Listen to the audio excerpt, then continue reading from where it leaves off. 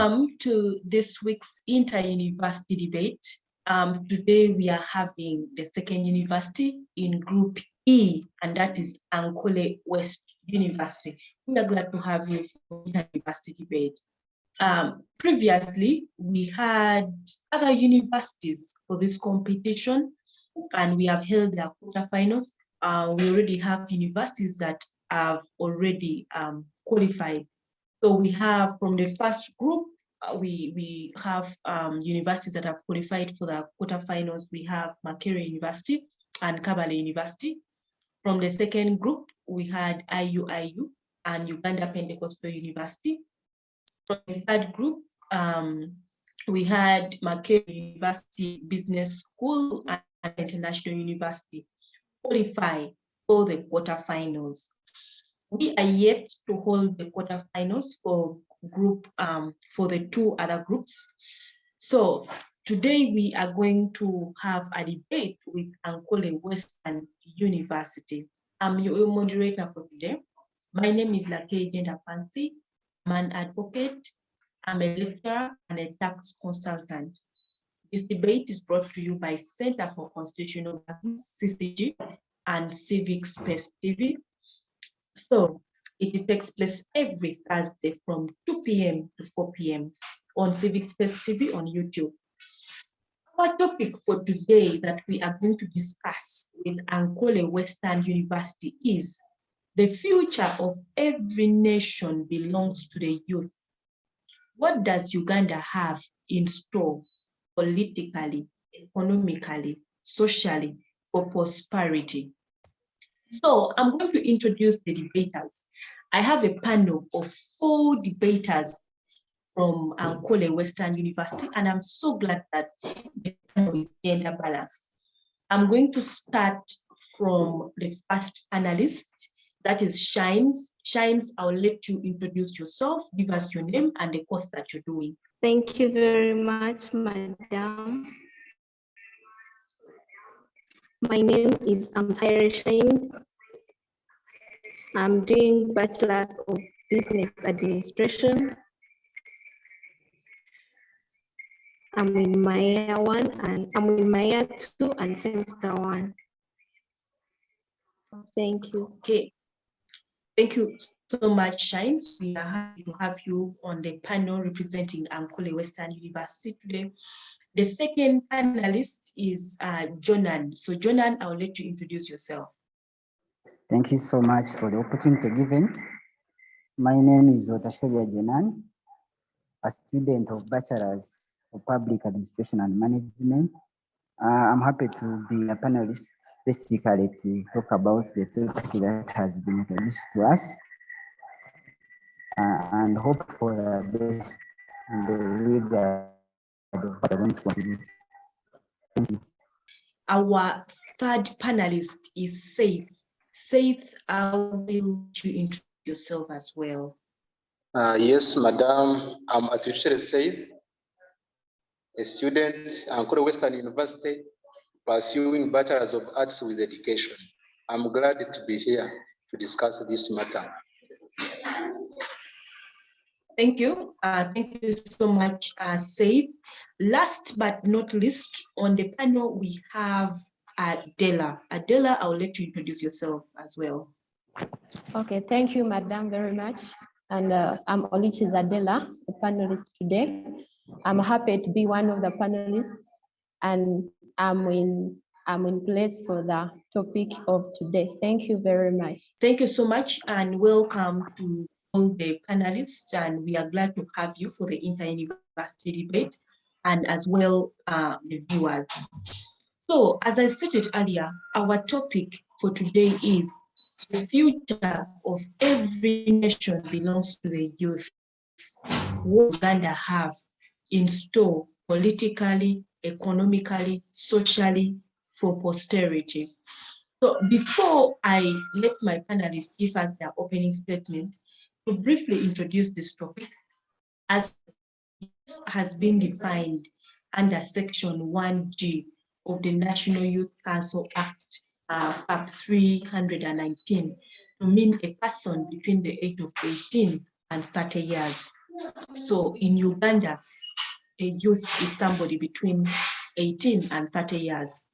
And according to the last census that we had, and that was in 2014, Uganda has a very, very young population. It has its population with majorly young people. That is 78% are young people in this country.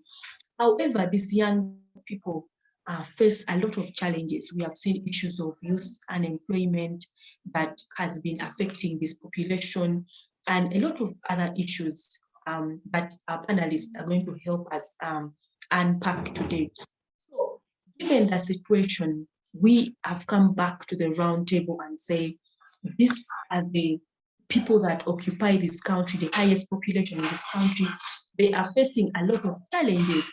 And yet, on the other hand, we have seen so many initiatives that have come up from the side of the government to help the youth, to help empower the youth. The question is, are these initiatives from the government enough? Has the government done enough? Is there more to be done? Or has the youth themselves neglected these different initiatives that has been given by the government? So our panelists are going to discuss all this today, and hence the topic that the future of every nation belongs to the youth. What does Uganda have in store politically, economically, socially for posterity? So I'm going to move and give my panelists a chance to each give us an opening statement of 3 minutes. I'll start from the first panelist, and that is Shines. Shines, you have 3 minutes to give us your opening statement on today's topic. Thank you very much, Madam.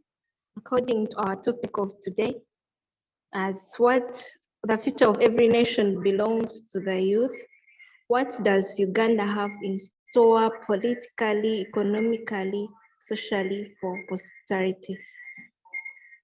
As you have defined to us the youth, according to the United Nations, they define the youth as those people who are between the age of 15 and 24. And according to the Constitution of Uganda, the youth are defined as the people who are between the age of 18 and 30.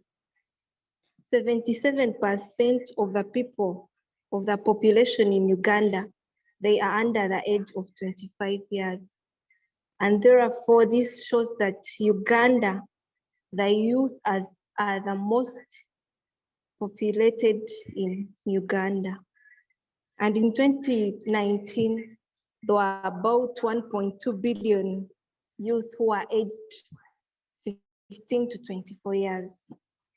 And therefore, this shows that since most of the young people are in Uganda, Uganda needs to invest much in the youth. And politically, in Uganda, according to the recent general elections last year, the registered voters were the youth. But the question is, were all those youth, did they participate in these general elections?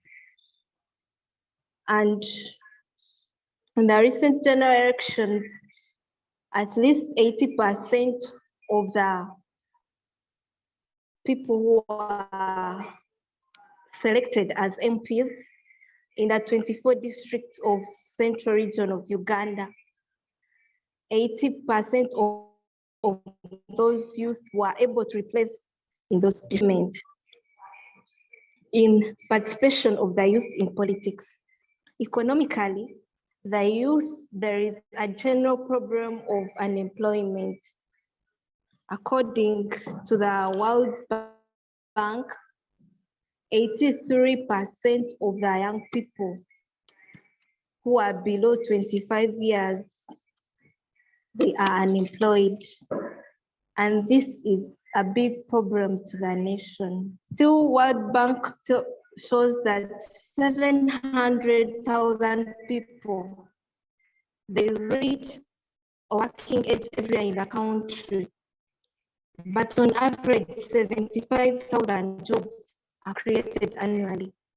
And this has resulted into a cumulative frustration due to the economic conditions and a feeling of missed opportunities to make it in life. Thank you very much. This is what I have. Thank you so much, for statistics in your opening statement. That was elaborate. I would request the rest of the panelists kindly use your videos. So thank you for that opening statement. We are moving to Jonan. It's time for you to give us your opening statement. You have the floor. Thank you so much, our moderator, once again for the opportunity given.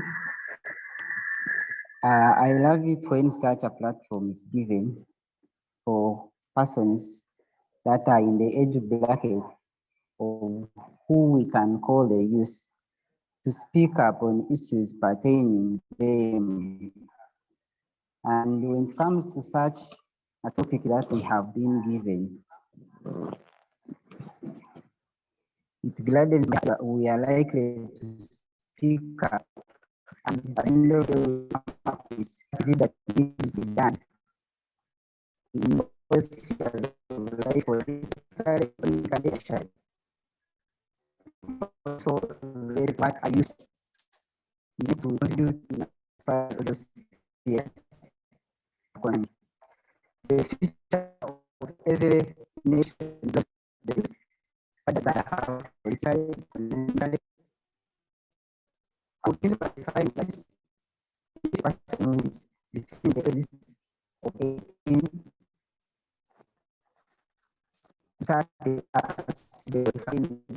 that is a constitutional republic and United Nations defines that such a person between the ages of 15 and 24. Outcomes after that, I see the person is with the ages of 18 and 30. Jonan, I think I'll request you to only use your audio because we can't hear you. Just use your audio then. Thank you. I'm sorry for the network, but I will try to recap on what I've been discussing pertaining who a youth is in our country. I've said as African Youth Charter defines a youth, it is defined as a person who is between the ages of 18 and 30. Then the National Youth Policy defines a youth as a person within the ages between 12 and 24.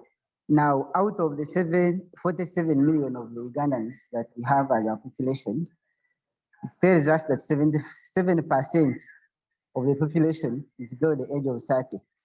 And by the given definitions, if one is below the age of 30, that is qualified to be a youth, implying the biggest population we have in our country comprises the youth. And what does that one tell us? There is a need for participation of such kind of a population, and there is a use for its numerical strengths to be positively used in as far as contributing to socio-economic development as well as political development of a country is concerned. So I think this topic is going to make us get to explore all those areas and look at various things to do with the way how the youth have been engaged in politics, in economic in affairs, and also social affairs. Now, if I can give a synopsis of what is entailed as far as the political participation of youth in Uganda is concerned, we are having a representation of youth in parliament as a number of 5 MPs out of 500 and plus. So an indication that to me, when it comes to maybe subsequent submission, I will be able to give my stake to whether that is a commensurate number pertaining to the population that we have in the country or not. And we've had some youth representing at the various positions at local councils, but that's still depending on the population that we have, that there is still a gap which needs to be rectified. When it comes to the economic part of it, we have had the youth not doing it best as far as engaging in economic activities concerned. There are various reasons that might have contributed to that. One being maybe they don't have the support, as we know the Constitution makes it clear that youth are regarded as marginalized groups of people under Article 32. And being marginalized, it means they are vulnerable to some extent, and therefore there is a need for them to have a certain support, as the Constitution brings it clear, but which is not well actually articulated in the governance and leadership in our country. Nonetheless, we have had the youth participate in various economic activities for those that have find it vital to do so, and we've seen a tremendous change in areas, because if we look into how National Development Plan groups the sectors in terms of planning, whereby we have primary growth and the social growth, the enabling sector, all those have been somewhere somehow fully utilized by the youth, and somewhere somehow they have not yet some gap somewhere projectually. I think that's what I can give as an introduction. I hope to get engaged more when time comes. Thank you so much. Thank you so much, Jonan, for your opening statement. All the issues that you raised in your opening statement definitely will get into when we get into the actual debate. So the third person to give us opening statement is going to be Seith. So Seith, you're welcome to give your opening statement. I'm gladly grateful to be among who are participating about this topic. Really, it is a nice topic that talks about, it has been a problem in a country that youth, maybe they don't take the initiatives of the government, but as the topic says, the future of every nation belongs to the youth. What has Uganda done what has Uganda have in store politically, economically, socially for posterity? I would add on what my friends have talked about. Youth is a socially constructed intermediary phase that stands between childhood and adulthood. According to UNICEF, they define youth as a person who is between the ages of 15 and 24 years old. And then for Constitution, it defines youth as a person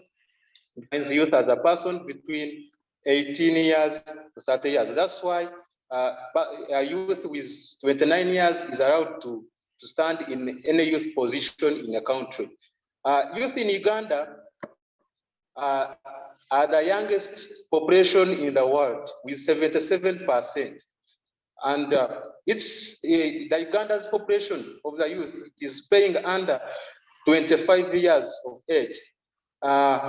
So the many youth here in Uganda, as we are having the youngest population in a country, many of the youth are between 15 years to 24 years age living in Uganda. I would like also to talk about this, that Uganda has entered into its demographic transition by reducing its once high death rate as a result of lower mortality, but still high fertility. Uganda has developed a very useful age structure with half of its population age 15 or younger. Uganda stands out as one of the world's youngest age structures.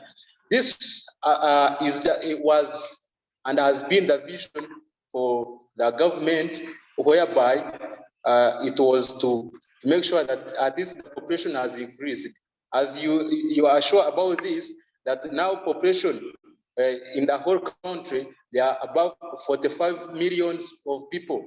This is because the death rate has been reduced, and the government, I think the government that has put in place things that has enabled, or the conditions that has enabled people to produce more and more, and that's why we are having the youngest population in the whole world. Then youth unemployment stands at between 64% and 70%, and about 400,000 youth are released annually into the job market to compete for approximately 9,000 available jobs. Though there are those jobs, but they are still few because many youth are educated and they have lack jobs. It is not because they are not skilled, and it is not because they have studied, but it is because the press for jobs is insufficient for the population. So the government of Uganda should make sure that at least it has put such things that can help youth overcome poverty, that problem of unemployment, because it has been a discussable matter whereby unemployment among youth it has become an issue that always is talked about. As you have seen, that many youth are taken outside of the country to work.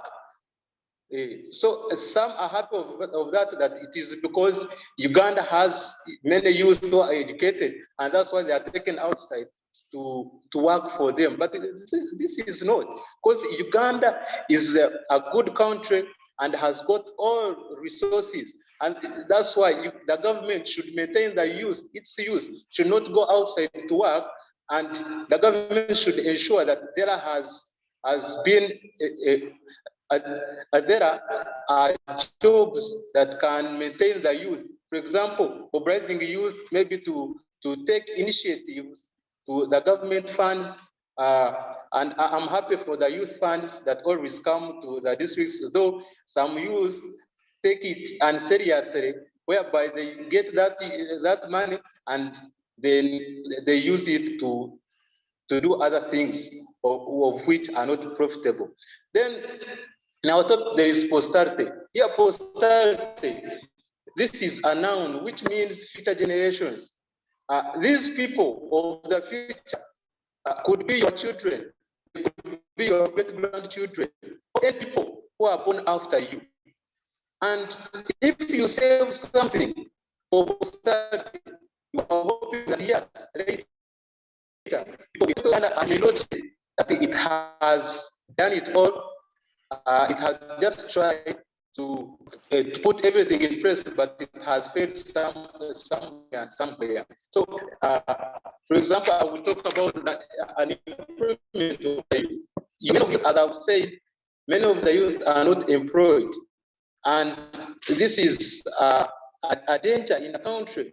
That's why many youth they tend to riot, they tend to do such things like killings, joint terrorism, and whatever. So another thing, for the rights of the youth,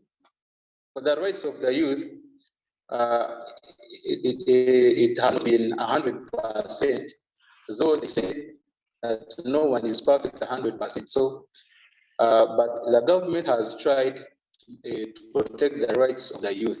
Though we have found that many rights are abused by even government officials, by even the friends and the government has not take it in place or take any reaction about those people. So they are disturbing the youth. So moderator, I would like to stop from there. That's my introduction. I will love to continue, but I would like to stop from there. Thank you. Okay, thank you so much, Seith, for your opening statement. Last but not least, we are going to get an opening statement from Adellah. Adellah, you have the floor. Okay, thank you very much, Madam. As you had called me, Orikiriza is my name. And I'm happy to this conversation. as it is, what does Uganda have in store politically, economically, socially for posterity? What does the word posterity mean? Posterity means the all future generation of people. Then if we continue to see this topic, the future of every nation belongs to the youth. What does Uganda have in the store economically, socially, politically for posterity? I'm happy that I'm part of this conversation, and especially we are talking about the youth, and we people who are in this conversation, we are among the youth. Thank you very much for the topic. The National Youth Policy defines youth as all young persons, female and male, aged 12. United Nations defines them between the ages of 15 and 24 years. The Constitution of Uganda also defines a youth as a person between the age of 18 and 30 years.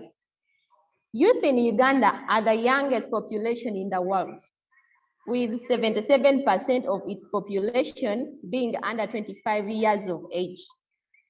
And in 2019, million youth aged 15 to 24 years in the world, according to the analysis. But politically, in politics, young people, they have a big space which they help in during election. Actually, there are most people who contribute to the number of voters during elections. So young people make up nearly half of the registered voters, with approximately 4 million young voters under 30 years of age. And however, even with their strengths in numbers, young people in Uganda face huge economic, political, and social challenges. There are 13% MPs, 35 age, 5 youth-specific positions of parliamentarians, 4 regional and 1 national chairpersons, according to the analysis that was taken. Many youth in Uganda have got many challenges which need to be talked about in this conversation. Actually, posterity, since it means all the generation of Uganda, like much, another certain extent, it has helped the youth according to economic growth, actually, politically. What have the youth gained in the government of Uganda? What has the youth gained economic things help the youth? Another thing is that how have youth gained the government of Uganda? The government of Uganda, this government of Uganda has empowered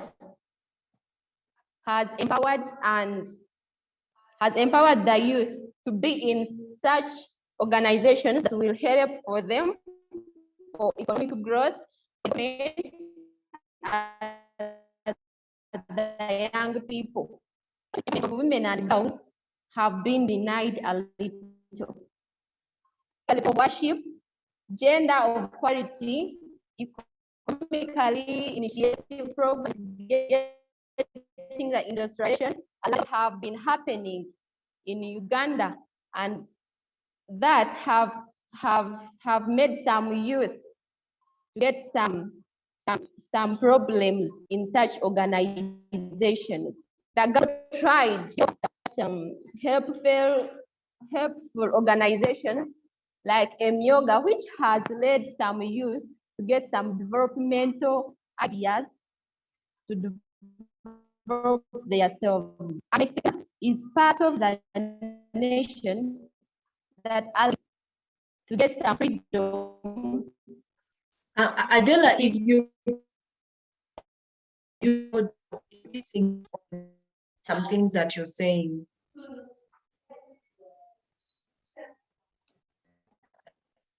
Okay. Yes, if I can, and I think that I have said youth are facing more problems, most of the challenges in Uganda. And actually, if we come. Just kindly switch off the video and use only the audio because your network is a bit. Yes, thank you. Okay, welcome. Since the future of every nation belongs to the youth, then the government should put some of the strategies that should be taken to help the youth become the very important people. And we, the youth, are the people to help our nation, are the people to bring some development in Uganda. But then if the youth can't be taken as people who are very important, then the nation is letting its background down, because every youth has has something that he or she builds according to the analysis of Uganda. They contribute a big amount of help about the Uganda. I may say that the youth are also part of the things that we have to take importantly. They are not for granted, because if we can see, according to the government of Uganda, yes, the percentage of the people involved in the parliamentary organization, like they are very low according to the analysis that taken. There are 30 MPs under 35 years. If you can see, youth are not being given that chance to get participated in such things. Yet these are the people that will help the Uganda, the nation of Uganda, this Uganda, to become a specific and a good nation that can be liked by every other nation. I may say my words are many, but Madam, you may allow me to stop from here as we continue with this beautiful topic. The future of every nation belongs to the youth. Thank you very much. Thank you so much to all the panelists for giving us your opening statements. Now we are moving into the actual issue in the debate. I would like to start with Shines. Shines, I'm going to give you my first question. And the question is that, do you think that the government of Uganda should focus its resources to the youth? Thank you very much, Madam. The Uganda should focus on the youth, as we have said that most of the population in Uganda, they are the youth. And we are talking about the future. Therefore, this means that in the future, we are the same people who will be at an older stage and will be using those resources. Therefore, Uganda should be having something in store for the youth. And like I'd said, the youth participation in politics has been improving. For example, in the voting process, as I said, that half of the voters were the youth. And taking an example of the central region, the youth were engaged in the participation. But how were they engaged? Here, most of the youth, they used social media to mobilize other people to vote certain political parties. But in some areas, like in the Western region, the Northern region, Southern region, some of the youth cannot access the social media. And this is a big problem. So there is need for government to mobilize so that each of the youth can participate, or where people or the youth can also be registered, because some of the youth are not registered as voters. And this could help them to participate and then also have representatives who can present their issues at the national level. Then also, Uganda should put in store for the youth, because they need to be empowered, they need to be given education and skills. And this has to be by having representatives who can be able to address our issues. But there is a problem of financial hardships. Take an example of right now, if someone is to become a member of parliament, he has to pay at least 3 million, and most of the youth are not able to raise that money. Therefore, Uganda should have something in store to provide for the youth. The youth, as leaders, always tell us that we are the future of tomorrow. Therefore, we are supposed to be empowered. We are supposed to be given skills so that we can at least add on something which can help us to develop our country. Therefore, I believe and I support that Uganda should be able to plan for us, the youth, because we are the people who will be in the future, who will be able to take up the nation in leadership, in economics, and socially. Therefore, right now, we need to be empowered, we need to be taught, we need to be given each and every opportunity so that in future, we are able to do something that is important when we are already there in the future, we'll also be there to support the other coming youth who are not yet existing. As I conclude, the youth should be empowered and Uganda should have the youth in plan so that they will be able to do something in future. Thank you very much. Okay, thank you so much, Shines, who says Uganda should invest in its youth. So I'll move to Jonan for my second question. Jonan, earlier on you showed interest in looking at this topic from the political point of view when you talked about the number of youth MPs in parliament. I'll give you an opportunity to look at this topic, the political side. And my question to you is, what does Uganda have in store politically?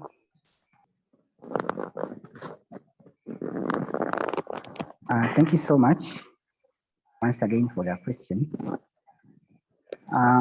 What does Uganda have in store politically? Particularly, I will talk in the context of the youth. As the topic is about. Now, I must say that pertaining the population, as we've seen that Uganda is one of the actually countries with the youngest population. I think it comes after Niger and Mali. Now, what does it tell us? It tells us that if we are to consider the numerical strengths, as we've seen so many countries prospering in various aspects politically, socially, and economically. I will try to concretize on the politics as you asked me, but then so many countries with a good population have made it in various aspects. I can use the best example of China, implying the population itself has a big role in terms of development. So if we look into how have the youth been participating in political processes in the country, it really tells us the position in which the Uganda has as far as in its store of maybe putting conditions that are institutional and organizational to help the participation of the youth to that effect. And if I strictly go to the question, what does Uganda have politically? Apparently, for the youth, we have seen that the representation of the youth in parliament gives us a number of 5 MPs representing various regions in the country.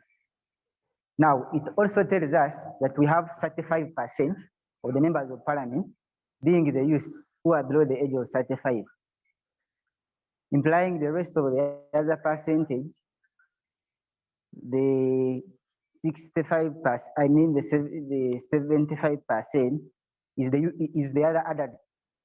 Now, we are seeing the average age of ministers being 65, and that calls for a concern that we need to look into how can youth have effective participation in terms of politics, yet the number is not commensurate with its population.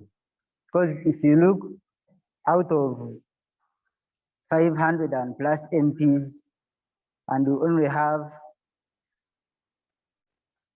35%, that tells us that even if we are to go by numerical process, the numerical strength may not help the youth to vote for a particular policy or a bill in parliament. And at the end of the day, we are likely to be misrepresented. We are likely to have the voices of the youth not heard. And eventually, the policies that can be formulated at the end of the day may not be in favor of the youth. So in other words, the participation of the youth in politics, we have to say, is poor, and perhaps that gives us what is in the store politically. We've seen commercialization of politics in our country, where now the youth democratic governments have been used to support the interest of dominant elites with no original interest for the youth. Now, many countries in Africa, we have to agree they have gone as far as advancing their open and free political societies is concerned, but still we have a large segment of population remaining marginalized. And mostly we are having the youth who are marginalized, and the good thing, they are also always been recognized by our constitution, as I earlier put it in my introduction. And that means if a certain group is marginalized and is being affected not to effectively participate in democratic processes, then we ought to say that what is in the store politically is that ill, is that bad, and we need to have a collective action, which I think I will be able to give to that effect. More often than not, we have to say, we have to borrow the words of MCG and Greenhalgh, who defines the youth as frustrated and excluded lost generation with lost or no voice in political processes, despite their demographic dominance. Uganda is outlier to this demographic failing. Much as we have more of the youth in terms of the population, but still its input in terms of political processes is still minimal.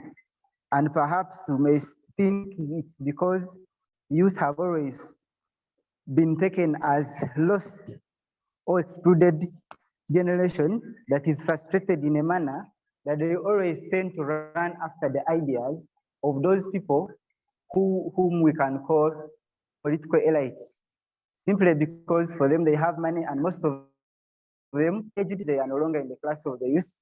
And in so doing, we have the leadership that does not look at the affairs of the youth, and they end up forming policies that are not in the favor of the youth, but in the favor of their own interests. So what is it that can be done, if I can think of what we should do? Because we need to agree that criticism for its own sake is not wisdom. And perhaps we should have reasons or solutions to make in terms of where things have not gone wrong. I hold the view that democracy is the competition of ideas where minority have their say and the majority have their way. Now, much as we have limited representation, or if I can say that the representation of the youth at various leadership positions is not commensurate with pertaining, or if we are to rate it in the light of the rising population. And that tells me that still the few participants or the few individuals who have been given a chance to represent the youth at various positions have not played their role to the best, because if they had done so, then would have the youth affairs being put into positions that can really make them be able to get the best results in various areas. We believe there are so many challenges that the youth population is affected with, but still we need to have the solutions. And to me, maybe we have to employ the civic voluntarism model, which suggests that participation of citizens in political processes must be done in a way where the citizens can be able to participate in non-political institutions.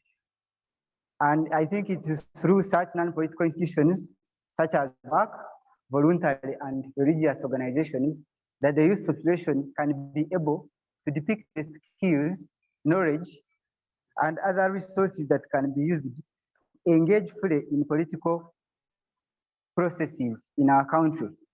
As the proponents to this model argue that certain resources, especially time, money, skills, are necessary for political participation. So I think, and actually most fundamental of this is the acquisition of civic skills, in which, according to the theory, takes place in non-political institutions.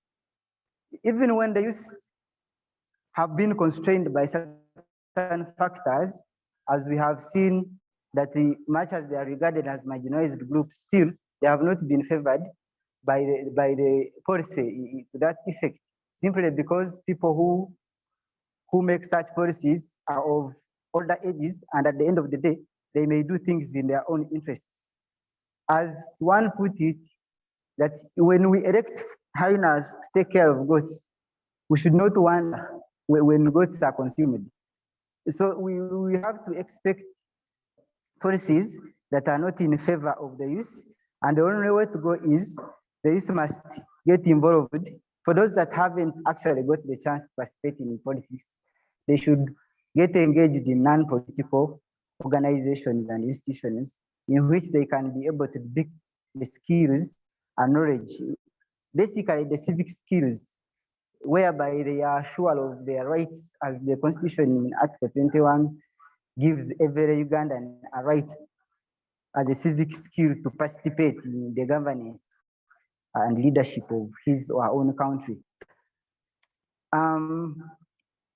I think all we can do, in addition to having the youth involved in different institutions, there is a need to create an environment whereby we should have conditions, be it institutional or organizational, that are ready to favor the youth, and perhaps give them a platform in which they can be able to address their issues.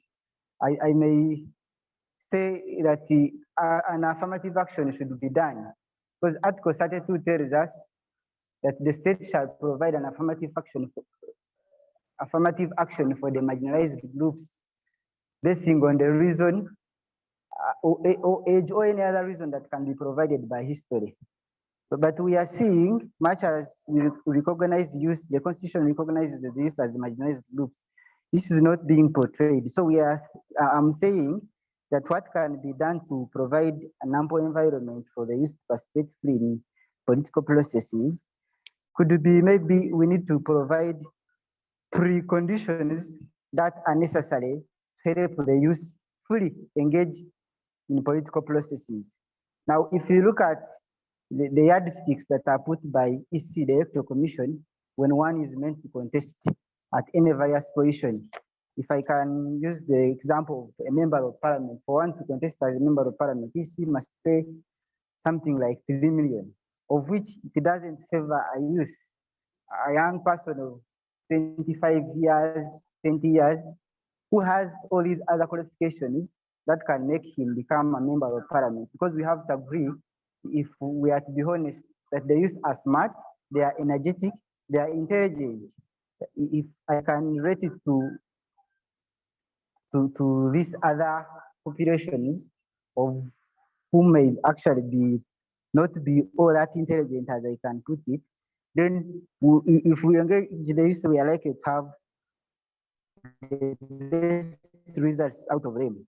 Now, if you make a youth to pay 20 million because you want him to contest as the president as one of the metrics or requirements for one to contest as the president, I think it is something that is hindering the youth back.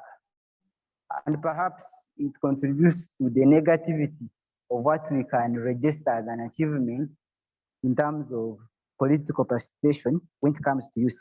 Because very few youth can raise such amount of money for them to favorably engage or participate and in such political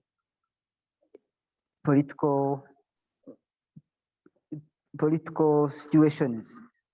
Now, I have to say that somehow, we need also to provide, address the constraints that the youth are facing by providing them with resources. The first question that you asked to my colleague Shine was that, should we trust youth with resources? Yes, we should, because one of the challenges that affects the youth not to participate fully in the political processes is because they don't have economic and civic resources. And in fact, most of them always go to politics because they think they don't engage simply because they are running after their own interests. And that's how we can say that youth participation has not been translated into policy influence to respond to youth issues despite their demographic dominance. Why? It's because they tend to run after the political elites who may promise them money to that effect. And after, when they have the electoral process is done, they are dumped. And that's perhaps the reason why we've registered less number of youth representing us at various leadership positions. I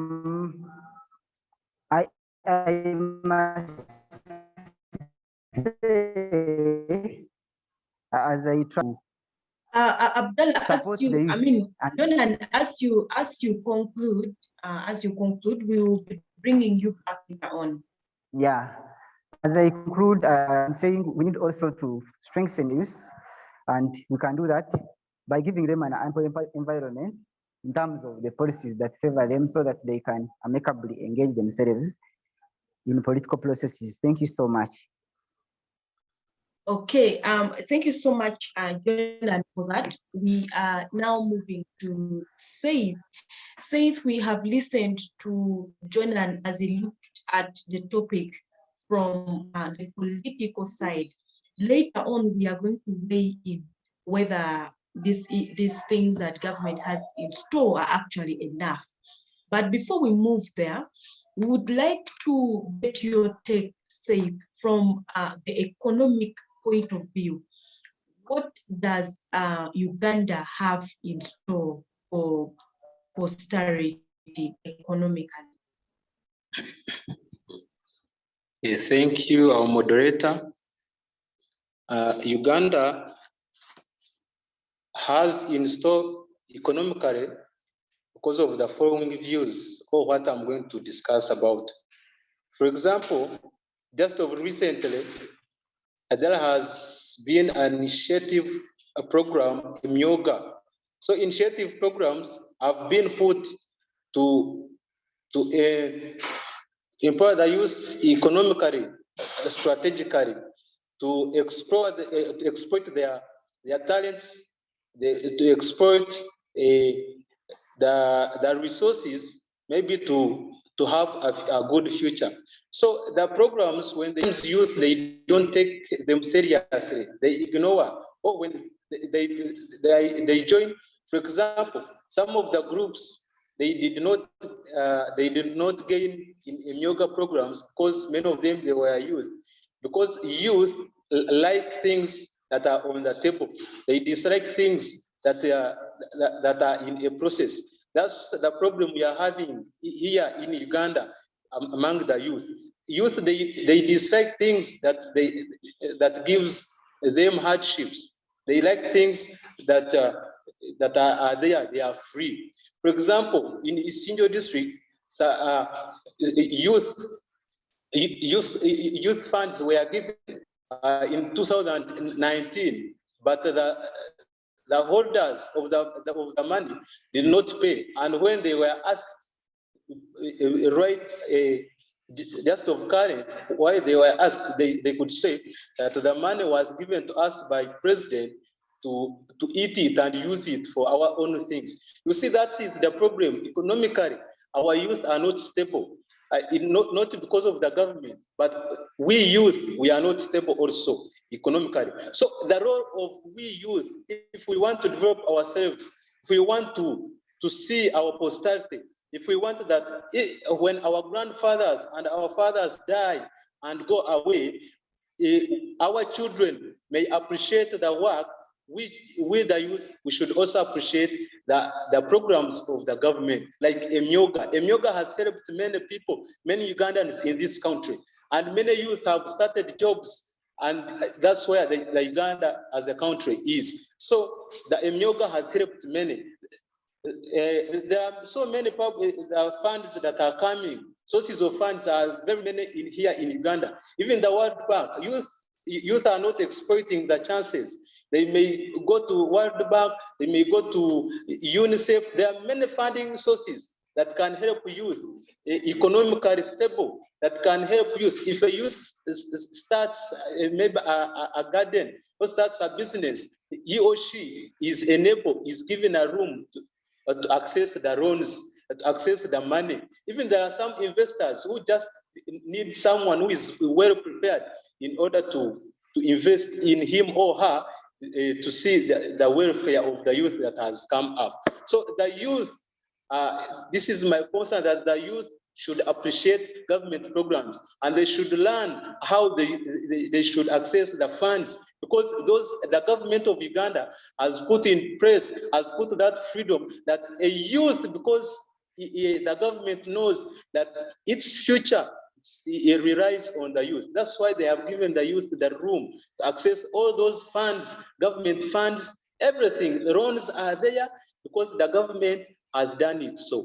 So, and another thing, economically, youth, if we want that we youth, we appreciate what the government is doing, and even whereafter, after we also die, our children and great-grandchildren, what they will appreciate, the government in place should invest in activities that employ the youth, many of the youth. As I've told you that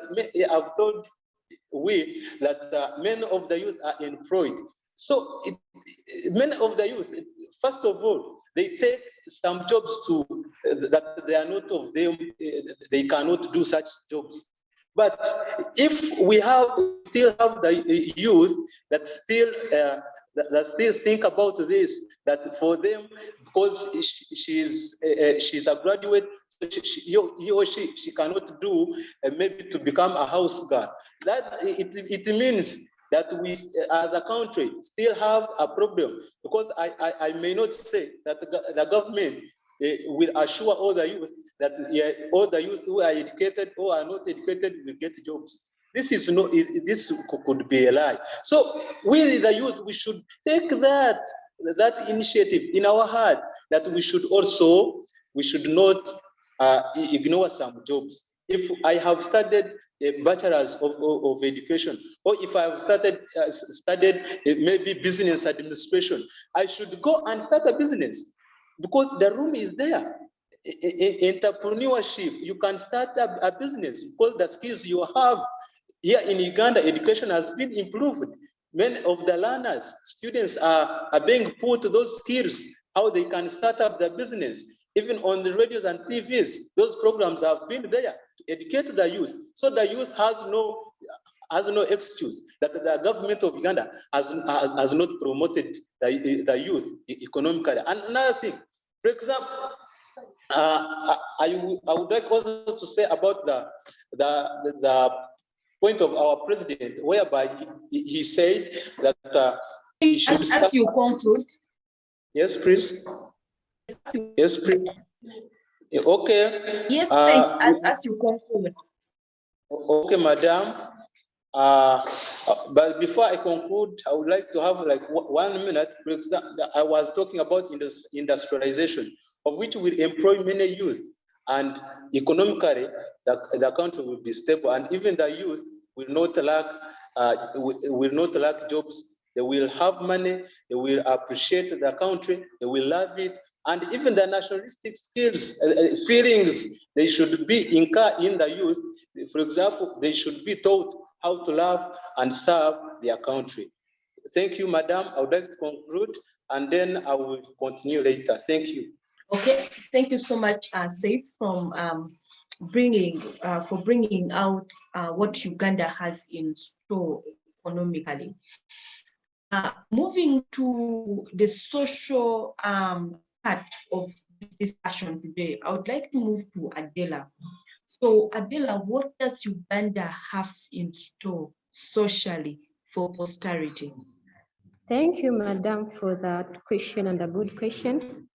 So, to the question of how Uganda that is having in store socially for posterity, I may say Ugandan youth experience different lifestyles depending on if they live in a rural or urban areas. Many youth decide to migrate from the rural areas to the urban areas based on factors that include kinship ties and friendship, rural incomes, role of rural education, and the rural social system.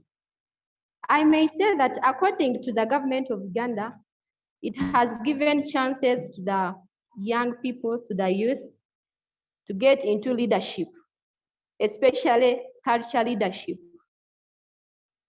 Like in Tolo Kingdom, one of the leaders, he is a youth, and he was given that chance to become the king of Tolo Kingdom. The government has supported culture through allowing the youth to take part, e.g. Tolo Kingdom, as I had said, their king was crowned at a young age, and which makes youth to get interested in participating in leadership. I may say freedom of worship was also given, and it is also being given to the youth to worship whatever church they want. There has been freedom of worship as most youth are participating as pastors and leaders in the church, thus strengthening their leadership careers. But however, the youth have also participated differently. The youth feel are more educated, and they do not want to know about their background cultures. Here they take such behaviors at work and end up not listening to their bosses and fellow employees. If I may continue saying how Uganda has helped the youth socially, youth are getting involved in most of the activities Like they have been social to people, to different people and people who are in leadership. This social part, it is connected to the economic and political way of living, because youth have been given that chance to get to be social to those people, high people. Like whenever we are in this Emyoga, youth have participated, and these prominent people, these big people have given youth to get that chance of leading those people in those organizations. Another thing is that in Uganda, we see Uganda as a part of Africa, and which makes youth to get involved in such of the many things that can help them. Since I had already however side, I may also say that youth are taking themselves as if they know each and everything. But then we have to learn as youth that we have to get involved in such activities socially and get used to the elderly people, to the like big people in leadership, in everything. We get social to them so that we can get something. Of course, everything that you inquire from someone, you have to get any knowledge about it. I may say on leadership, part of the leadership I have, I may conclude like that on part of leadership. Then we can come on part of getting involved in work. How have we associated with our people in areas that we are living to? How have we lived according to the age that we are? Are the youth living to that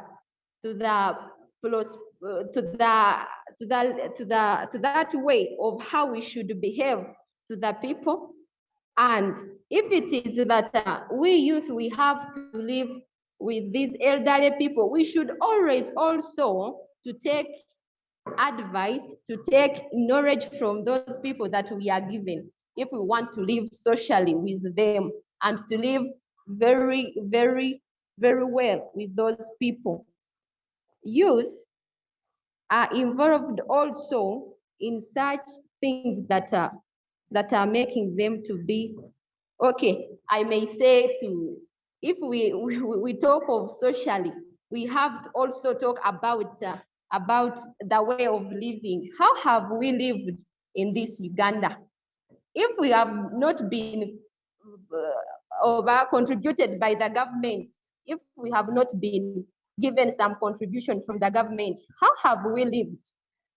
Have we planned something that will build us? Have we got something that can give you some idea to build yourself as a youth? Yes, not everything that the government will provide the youth, but also we have also to give some ideas, create some knowledge, and we create some of the organizations that will help us as youth to develop in Uganda. And I may say also that youth are engaging into unhelpful things, harmful things, useless things, which have also tempered their life to be a miserable life. For example, we have been seeing this, especially youth, most of the youth are the musicians, whatever, because they are becoming, we feel like we should become the celebrities. And being social does not mean that we should become celebrities. That's where you find that many of the youth are getting involved in such things because they are connecting to the I may say the enemies. Because if someone cannot help you to prosper and get a better living, then that is an enemy. That's where you find you get interested in befriending someone who is taking marijuana, who is taking nicotine, and you find you're losing your life because of those social contacts which are not helpful. that we should get involved in things that are helpful. We should make friends who are helpful, not only under friends, but also above friends, like big people who can advise us to do the needful things. And actually, most of the youth are prospering to become the leaders of Uganda, because our elders or our leaders that are in place are not going to be there. They are going to reach an extent where they will have to like they had already created an age limit when we go to the part of political. But then, since I'm on social, we have to get social with those people. We have to be friendly, because we are the next people to be in their shoes. So I may say, we youth, we have to know our part. We have to play it very well, and we have to get in it socially and befriend everyone who is important to us, so that we can be the most important people and who are going to help our nation, so that our nation should be the nation that is good for everyone in Uganda, not we youth only, but we are also doing all those things for the coming generation, as we had seen in prosperity, I think. Is it prosperity? As we have seen posterity, sorry, as for posterity, we should live socially for posterity, so that the coming generation should get into the real social life that we have been, so that our Uganda can be a nation that is liked by every other nation for our living standards, and for the coming people should also be in a way that that is going to help them. Because if we youth cannot live socially and cannot be involved in social things that will help our nation, then I don't think the coming generation will be helped according to our living of today. Let us look forward for something that will help the people that are coming. Yes, as I conclude, let us look forward for the people who are coming in, not we that we are going to be in this earth, but we are expecting more people to be in this Uganda as our nation, to live socially, live some of the examples that are going to help them live the way of standards that we should live. Thank you very much, Madam. Okay, thank you so much, for that. So we would like to bring Shines into the discussion. So Shines, we have listened from Jonan, Seith, and Adellah, who looked at what Uganda has in store for posterity.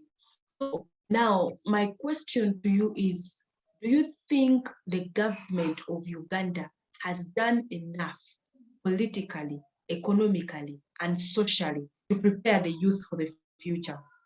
Thank you very much, Madam. To some extent, Uganda has done something, and it has indeed done something big to improve on the status of the youth in Uganda, politically, socially, and economically.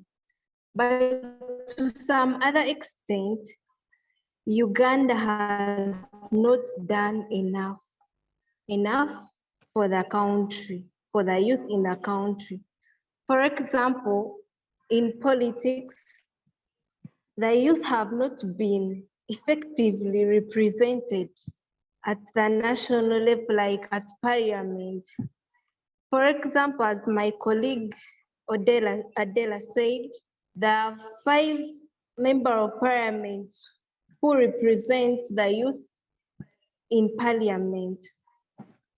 But here, there are 4 regional representatives among those MPs and 1 chairperson of the youth. If a number of those representatives could be increased, like at a region, you find there is a female youth representative and a male youth representative from one region. And when that thing is done and the number of representatives is increased, that would help the youth to be represented effectively and their issues are taken very well in parliament. Then also where Uganda has not done very well in politics, there is this problem of finance. Some of the youth, they are not able to raise the money that is needed for them to apply for those posts. And here in Uganda, the youth feel that there is no need to contest because they don't have those resources to engage effectively in the political context. They feel that without financial banking and without a high profile, it will be impossible for them to draw that attention and votes from the people to vote them and elect them. Therefore, this means that some of the youth will be discouraged to take part in the because they don't have enough money, they don't have, and therefore has not considered the youth in part. Economically, the song has been unemployment. And as I'd said, 83% of them, they are not employed. Here, this has been because of the large population of Uganda. Uganda has the largest population in the world. And here, as the number of the youth are increasing, still the number of jobs, they're still reduced. And therefore here, the problem of unemployment is still there. Then also the youth have neglected the so-called dirty jobs. For example, there are jobs where the youth feel like they do not need to do those jobs. They feel they have bachelors, they have masters, they have degrees, they cannot do those jobs. They feel they undermine those jobs. For example, take an example, like most people, especially the youth, they like taking Rolex. But you can find that a few people who have used that knowledge to create that job of making Rolex. And they do that job so they can earn an income. Therefore, what I can say as I conclude, Uganda needs to put more energy, needs to put more on the youth and on the education system. It has to provide career guidance to the youth so they can know the path to take as they choose their careers and as they get those skills. Thank you very much. Okay, thank you so much, Shines, for answering that question. I would like to move and bring Jonan into the discussion. We had Shines submit that to a certain extent, yes, the government has done enough. To a certain extent, the government has not done enough. She literally plays when it comes to the question. So I'll ask you the same question that I asked Shines. Looking at what Uganda has in store, do you think Uganda, the government of Uganda to be specific, has done enough to prepare the youth politically, economically, and socially for the future? Yes, thank you so much. It is a pertinent question. First of all, before I speak out whether the government has done what it is worth to be done, we need to first know what should the government do itself. I think that will give us a benchmark where we have to learn from and see whether government has done it or as it is required pertaining politics, pertaining socio-economic affairs. Now, the first way to go is, the mother role of the government is to make sure that its citizens are provided with social services. And perhaps such social services can give the ample environment that is needed for the citizens to do their responsibilities. I said that the youth somewhere, somehow, have failed to do their roles, who have failed to succeed politically, socially, and economically because they lack resources, be it financial, be it in form of skills or in any other way. Now the question is, has the government done what has the government done to ensure that all this is maintained and brought on board? I might say to a great extent, government has failed to do its role because we would see the government working where it forms policies that are influential and that are in favor of helping the youth to fully participate in those spheres. And it has not done so. All the policies that are formulated are meant for the favor of their linguistic interests.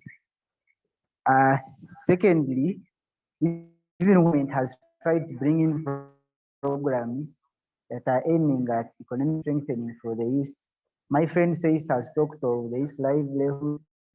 We have not seen a bit of such programs because NADS, we went to Operation Waste Creation, we went to youth livelihood program. This recent there were in yoga, and now the government has seen it, the yoga not sustainable and brought in another thing of parish model. So I'm suspecting that probably tomorrow they are going to come up with village model. So in other words, in terms of what the government is meant to do, provide an ample environment for economic transformation, it has not been done because it has failed to study such interventions that are meant. I may say maybe this is because they have not fully engaged in the use of which they are the most beneficiaries to this effect by the politics of their population.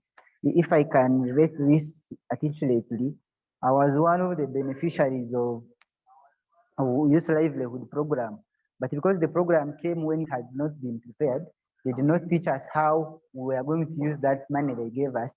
Eventually, I was meant even to use that money for some other reasons, simply because I had not had that enough knowledge on how I can run a certain business, even of which they have given money for.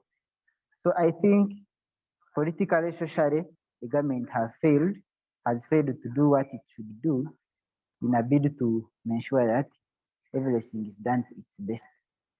Thank you so much. Okay, thank you so much, Jonan, who says the government has failed. That he brought out. Now, I would like to move to Seith. So, Seith, do you agree with Jonan, or do you have a different stand when it comes to whether the government has prepared the youth enough economically, socially, and politically for the future? Oh, thank you, our moderator. I may not accept 100% of what he has said, yes, I agree that the government has not fully performed its role about preparing the youth for the future. But at least the government has done its work, though there are some disturbances that arise in the journey. But the government should be thanked about what he has done. It has done for its youth. If the youth are represented, so they have been saying, they have said that we have 5 MPs and we have one chairperson for the youth council. Those are enough, because youth, first of all, many of the youth are not strategically okay. They don't have good visions, and even because once they are still youth, they are being led by their parents, and their parents should be leading them. If a youth is made a vice president, do you think this country would run to its normal? No. So the government has enabled the youth to represent themselves in the parliament. That's why we are having youth councils, even right away from average levels. We are having those councils, and they work up to hand and hand. And another thing, as earlier told, that youth, they still have the problem of discriminating jobs. They see job and then someone says, I won't take such job. But this mindset, I require youth to change the mindset, that they should know that the government, if Makerere graduates more than 200,000 students offer the same course, what about other universities? That shows that, of course, already jobs are insufficient. They are not enough. So the youth should change the mindset and then do what is needed. They should, another thing, youth, they should also, because here in Uganda, youth are taken as dependents. They depend, they are parasites. They take us as parasites. They depend on these rich people, of which they are taking our money. They are taking our money because they are corrupt, and then they use us. For example, in the times of elections, though we are allowed to vote, because that in the Constitution, in Chapter 5, the representation of the people, then Article 59, it talks about the right to vote. Even we youth, we have not been given that right to vote. Though we are voting, we are like not voting, because whom you are choosing is not the one who is sounded to be the leader. So sometimes youth, we feel like we should not even access that activity that we should vote. So the government should check up about that. Another thing, the education, I think that the education is there, and even the curriculum has been changed, which we appreciate it, because youth have been lacking skills, and now in the curriculum, now skills are there. The type of education for Western culture now at least is diminishing here in Uganda. I appreciate the government for doing that. Another thing, the taxes should also be reduced, because one of the problem among the students in the institutions, the universities, is because of data. So the amount for data should also be reduced. As long as they know that youth are the future of this country, they should at least say that now the data is reduced or it is free. Let all students be given laptops. The government has money to give all the youth, even who are studying in institutions and universities. Yet the government officials, they are taking the money, they are grabbing it, they are corrupt, they are embezzling our funds. Yet those funds may be used among the youth and drop the youth, prepare them economically, politically, for their future. So politically, let the youth also do that. What I've said, they should thank the government and even fully participate in politics. I would like to conclude from there. Thank you, Madam. Okay, thank you so much, Seith, bringing Adellah into the discussion. So I went to the youth. My question to you is, do you think the youth themselves have contributed to some? I may say, of course, the youth have contributed much on these programs, because if you can see, we are having this conversation. We are debating about what is going to make our nation become the good one. And what I know is that people who are watching us, who are watching the Civic Space TV, are also part of those political people, leaders, who and they get some of the things that we speak. If we are conversing about Uganda, what is it? What does it have in store for the future? Then that means that these people who are listening to what we are sharing, what we are conversing here, should also put in place, because what we are talking, we also see what we are talking. And another thing is that the conversation that we have here, for example, we are talking about Uganda. So those people who are listening and who are watching us on Civic Space TV should at least get some heart and involve our views in their own leadership of a process. I don't know if they think that whatever we are speaking here, we are against the government. No, we are not against the government, but actually we are speaking what is happening in the nation and what should be done for the better Uganda, for the better nation. And I may say also that since the youth have also participated in promoting our Uganda, then I think the initiatives that are being involved should also favor the youth. The youth have done much according to the promotion of this country, and one of the things is that they have conversed about the development of Uganda. They have given some knowledge to those people who are leading our country. Like here, we are giving out views. You may find those people are acquiring knowledge from here, and they are putting in act about what we are talking about. And it should be good for them at least to listen to us, we youth, because we are the people who are going to be in those shoes of theirs.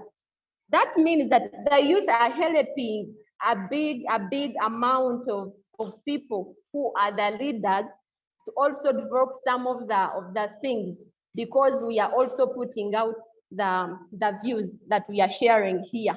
So these views can help our nation at least to develop, at least to be a better Uganda, because what we are conversing here also brings some part of contributing on the government of Uganda.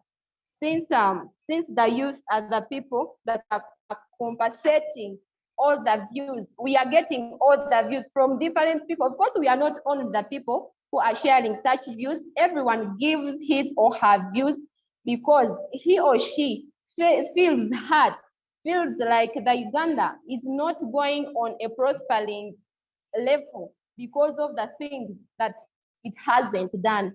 So that's why the people, we are here conversing such things for the Uganda to prosper. After being financed by initiatives like Emyoga, the youth have been able to set up businesses like in agriculture, like piggery and farming. They have also gained leadership skills. So we are also getting more from these talk shows we are getting as the youth. We are requiring more knowledge, and the government is also getting something from our talk. Thank you very much, Madam. Okay, thank you so much, moving back to Shines. Shines, my last question to you is that what do you think the government of Uganda should do in order to ensure that the youth are economically, politically, and socially for the future? Thank you very much, Madam. The youth in Uganda, as you have said, they are the most populated in the country. And what the government should do politically to strengthen the participation and engage the youth in politics. It starts within us, the youth. Here, the government should start from the schools, from the secondary schools, from the institutions, us in the universities. It should strengthen competitions like competitions on current affairs, regular participation in the political events, so that students can participate earlier and they can get used and get those leadership skills, so they will be able to represent their fellow youth in future when they are supposed to take part in those leadership posts. Then also the government should encourage the use of social media. Since most of the youth, most of us are always on social media, this can mobilize the youth to participate in politics through voting and also mobilizing, looking for votes on social media. Also, this can encourage the youth to take part. Economically, as we talked about, that the most problem is unemployment. Here, the government should put much more effort in the education level. That is, the vocational training, the vocational institutions should be more encouraged, and more students should take part in those vocational institutions. Then also, there should be much focus on practical subjects. For example, entrepreneurship. When a student knows entrepreneurship, knows how to start a business, you can't tell him that after getting a degree or master's, he will just move around streets looking for the white collar jobs. Here, a student will be able to start his or her own business, and this will help us to have job creators, not job seekers. Then also, students should be given career guidance on which jobs and which skills they should get, so that they are able to know their career path. Thank you very much. Okay, thank you, Shines. Moving to Jonan. So Jonan, additional to what Shines stated, what else do you think the government should do to prepare the youth economically, socially, politically for the future? Thank you so much. I don't know whether we'll be able to use 3 minutes effectively. How I wish you asked me this question at first, because the government of Uganda has very many things to do in as far as positioning towards socio-economic transformation, and as well as stabilizing political process participations for everyone to engage in is concerned. Now, to begin with, I will contribute to what my sister government should provide is UPE and USE, that is regarded as a free education. I must say I'm not becoming pessimistic, but I must say the education is free of knowledge indeed.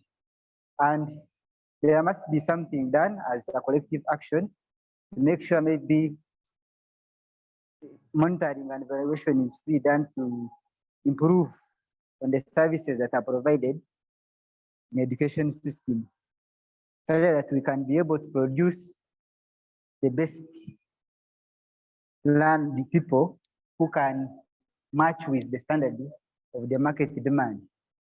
And I think we've been talking about the problem of unemployment, and one of the reasons that have caused the unemployment in this country is because the education system is poor. And because it is poor, the products of the system cannot be able to match with the demand in the market, because they don't have the skills that are needed for a particular task to be executed. And in so doing, they lack jobs, even when the few are there for them. That's why we have the Chinese constructing roads for us, yet we have education system that produces engineers. If it's not a Chinese, it is a Japan. So something must be done as far as providing effective education to Ugandans so that they can be able to meet the required skills for employment. That will help in solving the problem of unemployment. Still, government can do this to help in trying to reduce the problem of unemployment. It can try to encourage mechanization. You see, under the sectors that are categorized by National Development Plan, we have primary gross sectors, whereby they are responsible for production. So if the government puts more resources in such areas, we have already seen that the youth population is always energetic to provide that particular labor that is required. Then we are likely to have more youth employed in such areas. Firstly, it raises the GDP of the country, and perhaps we can have other social services provided. Then another thing I think the government should do is to strengthen youth groups and youth representatives' capacity in different political, social, and economic positions. In this, effort should focus on building critical thinking, problem assessment, problem solving, and negotiation. We have to agree that our youth lack civic knowledge, lack such knowledge that can help them to fully, meaningfully participate in various sectors of the economy. And again, when it comes to politics, of course, civic knowledge is highly needed so that we can have them fully participate and do the best that is expected of them. Then government, through its leaders, needs to strengthen the existing youth government and youth CSOs partnerships that emphasize active participation of youth in joint planning, coordination, and other areas. I think this will help in reducing the duplication, and it will encourage the comprehensiveness of the planning in these projects, because I've earlier said that the government has always brought in programs and interventions that are aiming to strengthen the economic affairs of the youth. But because they always don't plan, they don't always engage in the stakeholders, particularly the youth whose program is targeting, at the end of the day, we don't get the best results, and we have had such programs fail out because they are duplicated. As I said, I have listed the number of those programs the government has brought aiming at strengthening the economy, and they have all failed out year after year. Then I think the government still should consistently and deliberately consult and involve in the design and implementation of the interventions. The youth population, youth people must be constantly and deliberately consulted in the design and implementation of the interventions. Beyond that, besides that, we are likely to have a situation whereby such programs come and the youth are not interested, and in so doing, they cannot fully absorb such programs, and eventually we don't get the best that is expected out of them. Then still the government needs to formulate policies basically that are in favor of young people, as we have realized they are marginalized groups. I think that's the only way government can do so that we get the best out of it. With that, I must say that is my submission. Thank you so much for your time. I don't know whether you'll be given another more chance, but I'm appreciative to that effect. And I think if all these are put in place, then we are likely to build a better Uganda